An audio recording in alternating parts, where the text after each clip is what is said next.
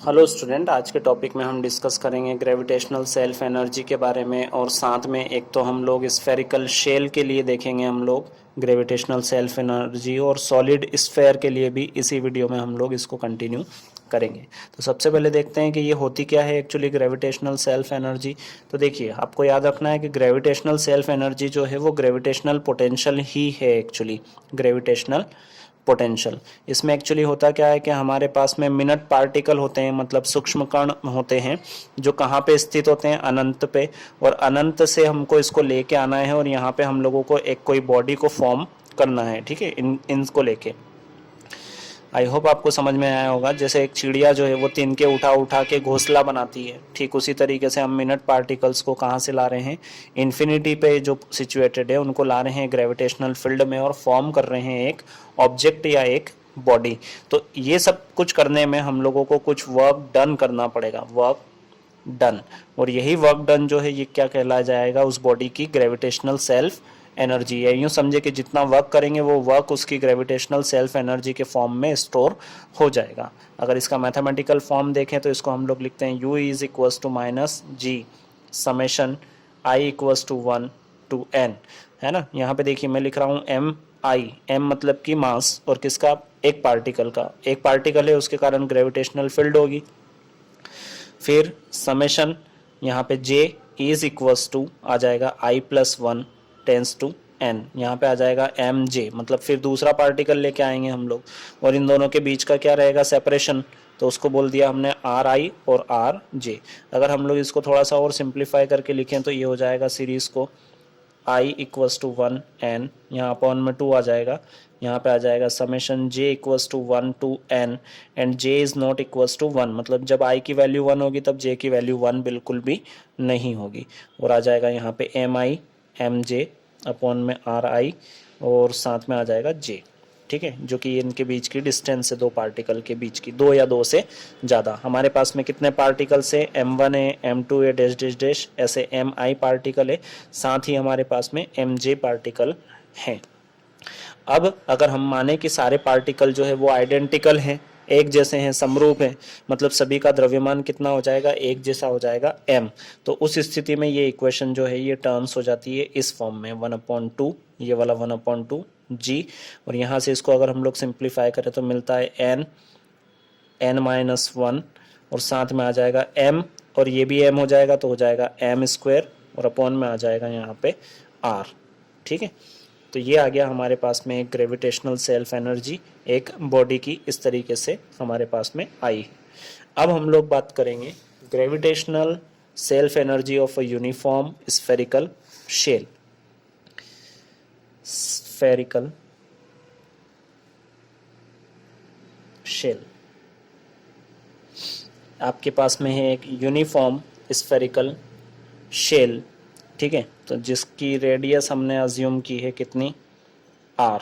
इसका जो मास है वो मास हम लोग अज्यूम कर रहे हैं स्मॉल m। आपको याद रखना है कि ये जो मास है ये डिस्ट्रीब्यूटेड रहता है कहाँ पे, इसकी सरकमफरेंस पे। और अगर इस तरीके की कोई शेल है तो उसके लिए पोटेंशियल, जो कि हम लोग बोलते हैं ग्रेविटेशनल पोटेंशियल, गुरुत्वीय विभव, वो होगा v बराबर माइनस जी स्मॉल m अपॉन में r। ये इक्वेशन नंबर हमारे पास में हो गया 1। अब हम लोग dm द्रव्यमान को, मास को, ये कहाँ पे, इन्फिनिट पे सिचुएटेड है, इसको ला रहे हैं कहाँ पे, इस शेल पे ला रहे हैं और इसको डिस्ट्रीब्यूट करेंगे, ठीक है। तो इसमें हमको क्या करना पड़ेगा, वर्क करना पड़ेगा, जिसको नाम दिया हमने dw, और वो कितना हो जाएगा, v dm हो जाएगा। यहाँ से हम लोग चाहें तो इसकी वैल्यू यहाँ पे प्लेस कर सकते हैं, तो ये हो जाएगा माइनस जी स्मॉल m अपॉन में r, और हो जाएगा dm। ये इक्वेशन नंबर कितना हो गया, 2 हो गया। अब एक्चुअली हम लोग क्या कर रहे हैं कि इस शेल का जो मास है वो कितना है, 0 अज्यूम किया हमने कि 0 है, और हम लोग कहीं से m मास ला के इस पे डिस्ट्रीब्यूट कर रहे हैं, ठीक है। टू इंक्रीज मतलब बढ़ाना, to increase mass of shell from 0 to m, हम क्या फाइंड करेंगे, टोटल वर्क डन।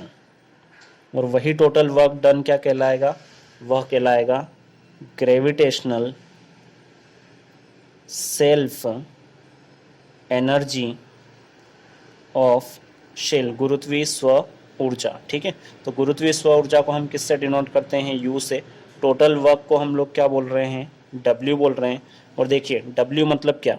ये डी डब्ल्यू है ना, ये तो हमने डी एम मास के लिए किया था। जब हम एम मास के लिए कहेंगे तो इसको क्या बोल देंगे हम लोग? डब्ल्यू बोल देंगे। यहाँ पे क्या आ जाएगा? ये वी डी एम। लेकिन ये जो डी एम है वेरी कर रहा है, चेंज हो रहा है ना। चेंज भी कहाँ से हो रहा है? जीरो से कहाँ हो रहा है? एम तक जा रहा है।